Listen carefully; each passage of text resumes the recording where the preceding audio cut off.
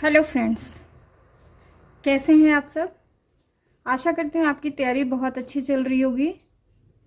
तो आज के सेशन में हम बात करेंगे कल्चर पर्सनैलिटी स्कूल की, या जिसे हम साइकोलॉजिकल एंथ्रोपोलॉजी भी कहते हैं। तो अभी तक जितनी भी थियरीज़ के वीडियोस देखे आपने या जो क्लासेस में सुना, आई होप कि उससे बहुत सारी चीज़ें क्लियर हो गई होंगी आपको। और ऑथर्स के नेम और बुक्स का नाम और पब्लिकेशन वगैरह इसको कई बार देख लीजिएगा, इसको बार बार पढ़िएगा और इसी तरह से फ्रेमवर्क बनाते हुए अपनी स्टडी करिए। ठीक है, इससे आसानी हो जाएगी और at the end of the day कि on the eve of examination night आप इसको रिवाइज भी आसानी से कर पाएंगे। ठीक है, तो इसी वर्ड्स के साथ शुरू करते हैं। जो कल्चर पर्सनैलिटी स्कूल था ना, एक्चुअली ये वर्ल्ड वार की देन है। ठीक है, जो हमारा विश्व युद्ध हुआ तो उस समय क्या हुआ कि बहुत सारी चेंजेस हो रहे थे हर जगह पे। हर जगह मतलब इकोनॉमिकल पॉइंट ऑफ व्यू से, फाइनेंशियल पॉइंट ऑफ व्यू से, कल्चरल पॉइंट ऑफ व्यू से, थॉट पैटर्न से, हर केमिस्ट्री में, फिजिक्स में, बायोलॉजी में, इतिहास में, भूगोल में, आप जिस भी फील्ड का कह लीजिए, हर फील्ड में बहुत तेज़ी से उतार चढ़ाव हो रहा था जियोपॉलिटिकल वे में। ये तो आप जानते ही हैं। ठीक है, तो इसमें क्या हुआ कि एकदम से सुपर पावर ही पूरा कंट्री का बदल गया। जहाँ पहले रसिया था, अब यूएस बन के निकल आया। ठीक है, तो यूएस हो गया सुपर पावर। तो अभी तक आपने क्या देखा था, स्ट्रक्चरल स्कूल की बात करी थी हमने प्रीवियस सेशन में, जिसमें हमने एडमंड लीच, क्लाउड लेवी स्ट्रास, ठीक है, इसके पहले फ्रेंच बॉस, क्रोएबर, इन लोगों की बात करी थी। तो फ्रेंच बॉस आपको पता होगा, अमेरिका में जो भी एंथ्रोपोलॉजी था, या जो भी फाउंडर थे, एक तरह से बहुत ज़्यादा इंटेलेक्चुअल पर्सन थे और बहुत अच्छे जेंटलमैन भी थे। तो फ्रेंच बॉस जो है, इनके अंडर में फिर बहुत सारे लोग काम करने आए एज एन एंथ्रोपोलॉजिस्ट। तो यही चीज़ मैंने यहाँ पे लिखी हुई है। ठीक है, तो आप वीडियो के दौरान स्क्रीनशॉट भी ले सकते हैं और जो हमसे नए जुड़े हैं वो इसको कई बार देख लें, सुन लें और अपने वर्ड्स में लिखने की कोशिश करें। ठीक है, तो फर्स्ट पॉइंट है, during 1920 some students of Boas and Kroeber. नाम याद आया, फ्रेंच बोआस एंड क्रोएबर। ठीक है, क्रोएबर ने कल्चर को कैसे डिफाइन किया था,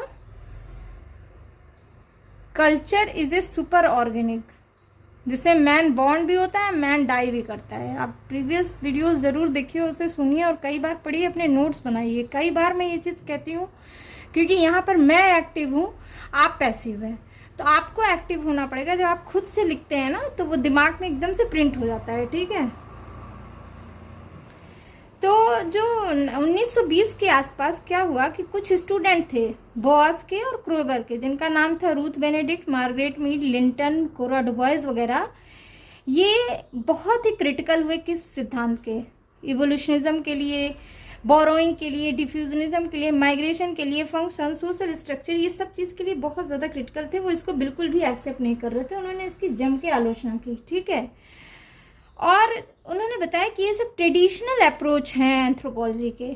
ठीक है, तो इस तरह से उन्होंने क्रिटिसाइज तो कर दिया, लेकिन कैसे किया, किस बेसिस पे किया, ये आगे हम समझेंगे। इनके हिसाब से क्या था कि these anthropological theories of culture and society could not lead any basic understanding of cultural practices. कि जो ये सारे अभी तक हम पढ़ते हुए आए हैं, इवोल्यूशनिज्म, माइग्रेशन, डिफ्यूजनिज्म, फंक्शनलिज्म, ये सारे क्या हैं, कल्चर और सोसाइटी के लिए को समझने में हेल्प नहीं कर रहे हैं। ये कल्चर प्रैक्टिसेस के बेसिक अंडरस्टैंडिंग के बारे में बिल्कुल नहीं बता रहे हैं। क्या उसके बेसिक अंडरस्टैंडिंग हो सकती है, उसके धरातल में क्या चल रहा है, वो नहीं बता रहे हैं। ठीक है, अकॉर्डिंग टू देम, क्या according to them, according to culture personality school, या जो ये लोग थे मार्गरेट मीड के लोग, इनके हिसाब से क्या था, कल्चरल प्रैक्टिसेस वे are nothing but the character और टेम्परामेंट और personality of a member of a particular group. ठीक है, अब जो ये यहाँ पे इन्होंने बात कही कि कल्चरल प्रैक्टिसेस का बेसिक अंडरस्टैंडिंग नहीं बता पा रहे थे, तो इनके हिसाब से पूछा गया भाई क्या कल्चरल प्रैक्टिसेस, तो इन्होंने बताया कि कल्चरल प्रैक्टिसेस कुछ नहीं है, बल्कि वो कैरेक्टर है, वो टेम्परामेंट है, वो पर्सनैलिटी है एक सोसाइटी के मेंबर की। ठीक है, जो उस ग्रुप में रहते हुए आती है। समझ रहे हैं,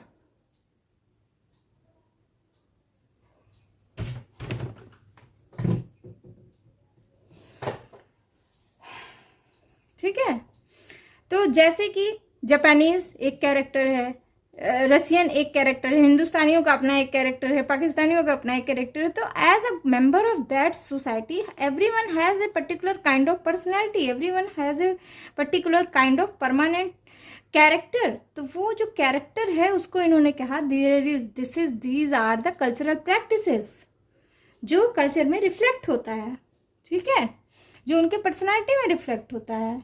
तो यही बात उन्होंने कही कि द नेक्स्ट पॉइंट है the cultural practices were different from different group, ठीक है।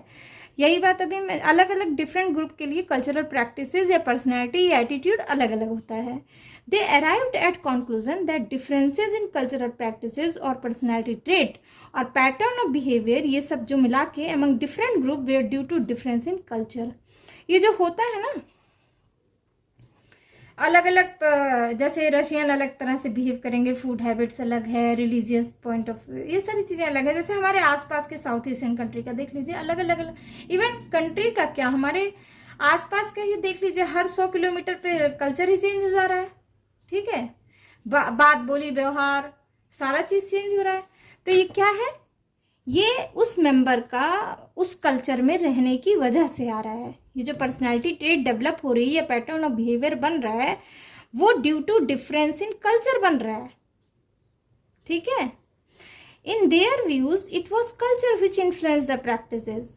इनके हिसाब से क्या था कि जो एटीट्यूड डिफरेंट दिख रहा है, जो कल्चरल प्रैक्टिसेस या पर्सनैलिटी या एटीट्यूड दिख रहा है, परमानेंट कैरेक्टर दिख रहा है, वो ड्यू टू द कल्चर दिख रहा है। कल्चर इन्फ्लुएंस द पर्सनैलिटी, ठीक है, टेम्परामेंट और personality of group member. In other words culture plays significant role in personality formation, या इसको कह सकते हैं कि कल्चर किसी ग्रुप के मेंबर के पर्सनैलिटी फॉर्मेशन को पर्सनैलिटी फॉर्मेशन के लिए बहुत इंपॉर्टेंट रोल प्ले करता है। इसीलिए शायद इसीलिए हम इसको कहते हैं कल्चर पर्सनैलिटी स्कूल या साइकोलॉजिकल एंथ्रोपोलॉजी।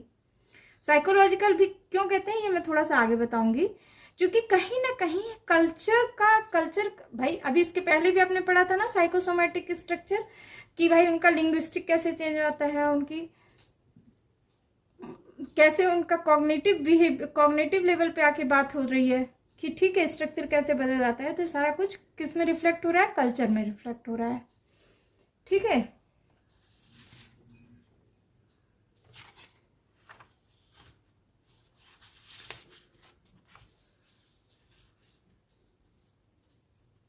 अब जो इसमें फर्स्ट पर्सन है, जो फर्स्ट इंपॉर्टेंट रेनाउंड पर्सन हुए हैं, वो है वो थी रूथ बेनेडिक्ट। रूथ बेनेडिक्ट की जो इम्पॉर्टेंट बुक थी वो था पैटर्न ऑफ कल्चर, ठीक है। She wrote a book in 1936। अच्छा, ये जो मैं बता रही हूँ आपको पहले भी बता चुकी हूँ, that is the contribution of that author also, ठीक है। तो अगर कल्चर पर्सनैलिटी की बात होगी तो आप ये सारे ऑथर को भी साथ साथ लिखेंगे। अगर इंडिविजुअल आ रहा है कंट्रीब्यूशन तो उसकी भी बात करेंगे, ठीक है। तो और साथ साथ आपका ये ऑब्जेक्टिव भी तैयार होता जाएगा कि कौन सी बुक कब लिखी गई, उसमें उस बुक में क्या बात कही गई, ये सारी चीज़ें आप जरूर लिखिएगा, ठीक है। तो रूथ बेनेडिक्ट जो थी वो 1936 में पैटर्न ऑफ कल्चर नाम से एक बुक लिखती हैं, ठीक है। उन्होंने अपने बुक में कहा है, शी वॉन्ट टू से इन हर बुक कि culture is writ large in personality of individual. Culture personality दृश्य कहा करता है किसी भी इंडिविजुअल के पर्सनैलिटी में, ठीक है। ये इंपॉर्टेंट है, ये लाइन जरूर लिखिएगा, culture is writ large in personality of individual, ये इस बुक से ही लिखा गया है, ठीक है। नेक्स्ट पॉइंट है, according to Benedict integration in any culture is due to the arrangement of its content in a temporary और परमानेंट स्टाइल और डिजाइन, ठीक है। बेनेडिक्ट के हिसाब से क्या था, किसी कल्चर का इंटीग्रेशन तब होता है जब उसके सारे कंटेंट एक अरेंजमेंट में आ जाते हैं, या तो टेम्पररी रहते हैं या तो परमानेंट, या एक डिजाइन बना लेते हैं। This arrangement is called pattern of Benedict. इन्होंने अपना ही नाम दिया था इसको कि जो अरेंजमेंट दिखता है कल्चर में वो उसको कह देते हैं पैटर्न ऑफ बेनेडिक्ट, ठीक है। दिस इज पर्टिकुलर स्टाइल और design in every part of culture, ठीक है। अब ऐसे सोच लीजिए जैसे जापानीज है, उनका एक फूड हैबिट का एक अलग कल्चर है, तो सारे ट्रेड्स अलग स्टाइल के होंगे। अभी ऐसे इंडिया में देख लीजिए बंगालीज हैं, उनका एक फूड हैबिट अलग तरह से होगा, वो अलग तरीके से खाएंगे, अलग तरीके से उनका तरीका होगा, वो पहले चावल खा लेंगे फिर रोटी खाएंगे, मतलब काइंड ऑफ थिंग। पंजाबी है, उनका अलग तरीका होगा, उनके पूजा पाठ का अलग तरीका है, उनके पूजा पाठ का। तो ये सारा कुछ उनके कल्चर में रिफ्लेक्ट हो रहा है, उनकी पर्सनैलिटी में रिफ्लेक्ट हो रहा है। तो कल्चर उनकी किसको रिफ्लेक्ट करता है? पर्सनैलिटी को। ठीक है, नेक्स्ट पॉइंट है he give the name of personality. अच्छा, उन्होंने जो स्टडी किया तो उस हिसाब से पर्सनैलिटी का उन्होंने नाम दिया। फर्स्ट पर्सनैलिटी अपोलोनियन कहते हैं, ये वहाँ के ग्रीक देवता थे, उसी के नाम पे लिख दिया है अपोलोनियन। ठीक है, इनके हिसाब से अपोलोनियन टाइप के पर्सनैलिटी वो होते हैं हैविंग डेविल पर्सनैलिटी और गुड क्वालिटी। ठीक है, इसमें क्या होगा कि वो देवता टाइप की पर्सनैलिटी होगी जिसमें बहुत अच्छी अच्छी क्वालिटीज़ होंगी। दूसरा है डायोनाइजियन, ये मॉन्स्टर टाइप की पर्सनैलिटी होगी। ठीक है, तो इस बुक में इन्होंने ये सारी बातें डिस्कस की पैटर्न ऑफ कल्चर में। ठीक है, तो बेनेडिक्ट ने दो तरह की पर्सनैलिटी की बात की थी, अपोलोनियन एंड डायोनाइजियन। कई बार पूछ लेते हैं अपोलोनियन में कौन सी पर्सनैलिटी आती है? Good personality, quality of personality. Dionysian में मॉन्स्टर टाइप ऑफ पर्सनैलिटी। ठीक है, तो ये अपने समझने के लिए लिख लीजिए, आप जब भी बताएंगे थोड़ा डिटेल में बताएंगे। यहाँ मैंने फ्रेमवर्क टाइप से बना लिया है, तो इसे आप स्क्रीनशॉट ले सकते हैं अपने समझने के लिए। नेक्स्ट पॉइंट है इन हिज बुक, इनकी एक और बुक थी क्राइसेंथेमम एंड सॉर्ड, बहुत इंपॉर्टेंट एंड बहुत अच्छी book, you must read book. Chrysanthemum and sword आई थी 1946 में। ठीक है, this book deals with Japanese national character. Chrysanthemum is a national flower of Japan, it symbolises the socialisation process of Japanese during childhood. ठीक है, actually chrysanthemum एक flower होता है, जापानीज फ्लावर। ठीक है, इसको नेशनल फ्लावर भी वहाँ सिंबलाइज किया गया है। इस बुक में जो क्राइसेंथेमम था वो ये बताता था कि सोशलाइजेशन प्रोसेस चाइल्डहुड में जापानियों के में कैसे होता है। तो in childhood Japanese parent take every care of their children to make them blossom like chrysanthemum. ठीक है, बचपन में जो पेरेंट्स थे वो बचपन में अपने चिल्ड्रंस को हर वो केयर करते हैं जिससे जैसे एक फूल निकल के ब्लूम करे। ठीक है, when children are fully blossomed like in adolescent they face a situation of utter strain। तो बचपन में तो क्राइसेंथेमम की तरह रखते हैं, लेकिन जैसे बड़े होने लगते हैं ना फिर उन्हें एक स्ट्रेन देने लगते हैं, एक प्रेशर में देते हैं। और इस तरह वो बुक में जो मेंशन किया गया है सॉर्ड का, वो इस बात को मेंशन किया गया है जैसे वो बड़े होते हैं तो वो उन्हें एक स्ट्रेन में रखा जाता है। ठीक है, जैसे कि अपनी अर्निंग खुद करो, अपनी चीज़ें खुद करो, parents leave them to earn something and lead independent life. ठीक है, as a result of this they became aggressive and violent. तो इसका नतीजा ये होता है बहुत ज़्यादा वो वायलेंट हो जाते हैं, वो अग्रेसिव हो जाते हैं। क्योंकि अब इसी sword always hang on their neck because they do not seek cooperation from. उनके ऊपर हमेशा एक तलवार लटकती रहती है, भाई आज का अर्न नहीं करेंगे तो कल हम फूड नहीं खरीद पाएंगे। तो ये जो सॉर्ड है ये इस चीज़ को सिंबलाइज कर रहा है। इस तरह से उनका उनकी इस तरह से जो कल्चर है, इस तरह से ग्रूमिंग करने की वजह से उनकी एक particular kind of personality develop हो जाती है जापानियों की। इसलिए बोला गया है, इन्होंने बोला कि कल्चर अफेक्ट पर्सनैलिटी। ठीक है, तो जो उनकी दूसरी बुक थी क्राइसेंथेमम एंड सॉर्ड, उसमें उन्होंने इसी बात की। अब नेक्स्ट पर्सन जो आती है वो है मार्गरेट मीड। बहुत इंपॉर्टेंट पर्सन है, बहुत इंटरेस्टिंग पर्सन भी हैं। ये भी स्टूडेंट थी फ्रेंच बॉस और रूथ बेनेडिक्ट की। ठीक है, इन्होंने बहुत इंपॉर्टेंट बुक लिखे, तो ऐसे आप भी लिख लीजिएगा, क्रोनोलॉजिकल वे में ही मैंने लिखा है। 1928 में coming of age in Samoa, 1930s में growing up in New Guinea, 1935 में sex and temperament in 3 primitive society. बहुत इंपॉर्टेंट बुक है। एक्चुअली ये बुक लिखती जाती थी, फिर जो यहाँ पे कुछ क्वेश्चन अराइज हो जाता था फिर वो नेक्स्ट बुक को लिखती थी उसको रिजॉल्व करने के लिए, फिर कुछ लिखा, फिर उसमें कुछ क्रिटिसिज्म हुआ, फिर उन्होंने लिखा। तो ग्रोथ ऑफ कल्चर 1951 में आया, 53 में the study of culture at distance Margaret Mead का, 1955 में cultural pattern and technical changes. ठीक है, तो in his first book coming of age in Samoa she deals with the question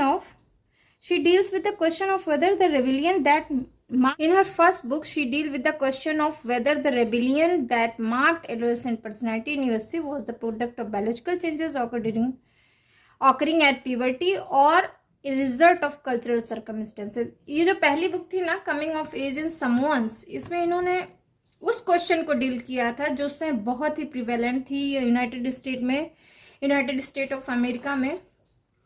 जो यूथ थे ना वो सुसाइड कर रहे थे, और जो गवर्नमेंट थी वो ये मानती थी कि ये चूंकि एडोलेसेंट फेज में बहुत सारे फिजिकल चेंजेस आते हैं, बायोलॉजिकल चेंजेस आते हैं, तो वो फेस नहीं कर पाता है। एक यूथ एडोलेसेंट फेज में वो बच्चा फेस नहीं कर पाता, तो वो इस चीज को कोप अप नहीं कर पाता और वो सुसाइड कर लेता है। इसी बात को इसमें इन्होंने क्वेश्चन को एराइज किया था कि क्या ये जो प्यूबर्टी का फेज है ये ड्यू टू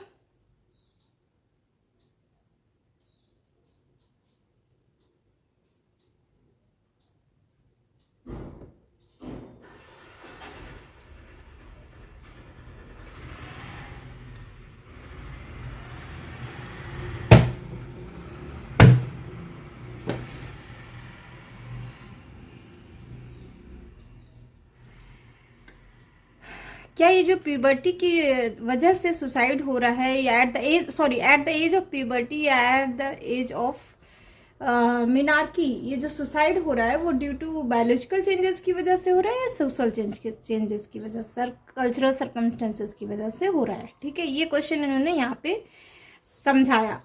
सेकेंड बुक जो आई थी growing up in New Guinea, तो she deal with the role of culture and development of personality of a child through different ages of life. ठीक है, इसमें इन्होंने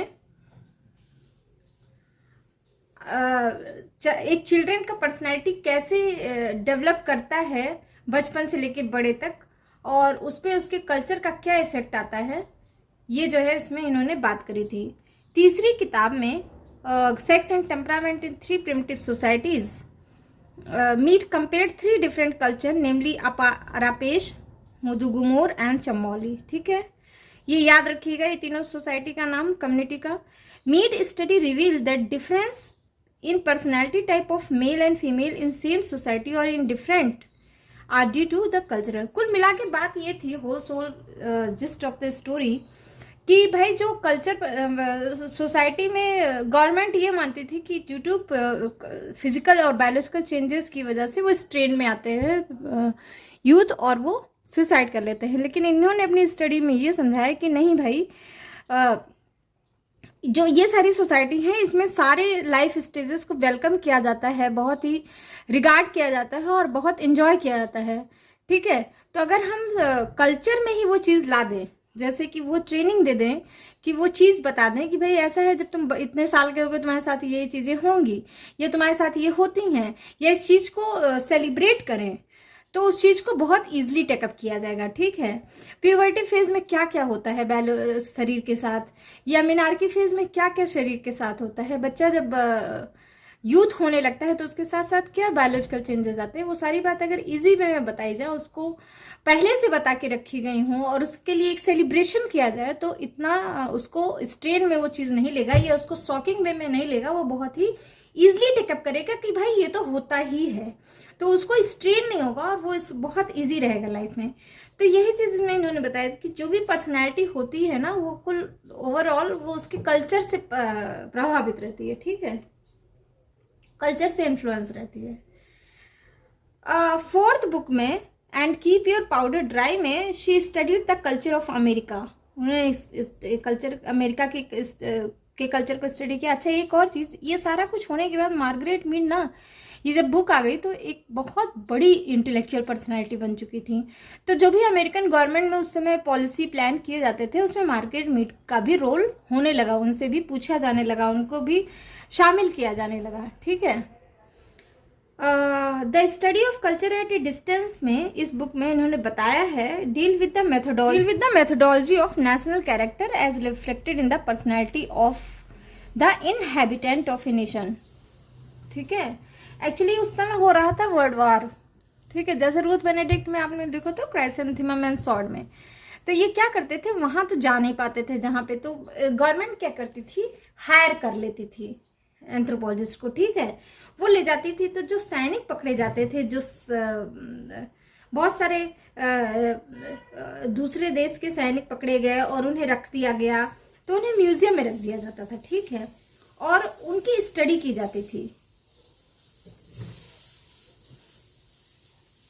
कि वो किस पर्सपेक्टिव में क्या सोचते हैं, क्या करते हैं, कैसे। तो जो रूथ बेनेडिक्ट थी ना, वो उन्होंने इसी तरह से पूरे जापान की स्टडी करी थी, क्योंकि वो क्या था कि उन्होंने क्या किया था कि सारे जो कैदी पकड़े गए थे ना उनको स्टडी किया, स्टडी करके बताया कि भाई जापान में ऐसे ऐसे होता है, ठीक है। और इस तरह से जो गवर्नमेंट की वो हेल्प कर रहे थे, ठीक है। तो ये सारी चीजें थी। इसी तरह इन्होंने भी बताया, मार्gaरेट मीड ने, कि जो नेशनल कैरेक्टर होता है ना उसकी रहने वाले लोगों में, उस देश के रहने वाले लोगों की पर्सनैलिटी को बनाता है। तो इस पूरे जो पर्सनैलिटी बन के निकल के आती है, Japanese character, American character, European character, वो एक जर्मन कैरेक्टर, वो उसके देश का नेशनल कैरेक्टर कहा जाता है, ठीक है। तो ये तो हो गए मार्gaरेट मीड। नेक्स्ट पर्सन जो आते हैं Ralph Linton, internationally renowned anthropologist of America. इनकी इंपॉर्टेंट बुक थी the study of man 1936, cultural background of personality 1937 में आई थी, ठीक है। तो जो फर्स्ट बुक है 1936 वाली, the study of man, he clearly shown the adaptation of cultural trait in American culture. वही चीज उन्होंने किया था कि कैसे कैसे कल्चरल ट्रेट को अडॉप्ट किया गया अमेरिकन कल्चर को। He deal with status and role, बहुत इंपॉर्टेंट है, कई बार पूछता है रैल्फ लिंटन का कंट्रीब्यूशन या स्टेटस एंड रोल पे शॉर्ट नोट ही पूछ लेता है। तो इसमें इन्होंने बताया कि रोल मतलब क्या होता है, rule of behaviour attached with a given status और सोशल पोजीशन। रोल वो होता है कि जैसे मैं एज अ मदर क्या रोल परफॉर्म करती हूँ, एज अ मेंटोर क्या रोल परफॉर्म करती हूँ, एज एन एजुकेटर क्या रोल परफॉर्म करती हूँ। तो ये हमारे सोशल स्टेटस से, सोशल पोजीशन से जुड़ा हुआ है, ठीक है। He divided into ascribed role and achieved role. इस बेसिस पे इन्होंने दो तरह के रोल को डिवाइड किया है। एस्क्राइब्ड रोल वो होते हैं जो बर्थ से डिटरमाइन कर दिए जाते हैं। बाय बर्थ मैं एक डॉटर हूँ, बाय बर्थ मैं एक डॉटर हूँ, एक वीमेन हूँ, ठीक है। लेकिन अचीव्ड रोल क्या है, अचीव्ड रोल मैं एक मेंटोर हूँ, एक एजुकेटर हूँ, ठीक है। सेकेंड बुक जो थी cultural background of personality, he has attempted to define culture and to classify culture on the basis of behaviour, ठीक है। पॉइंट समझ में आ गया।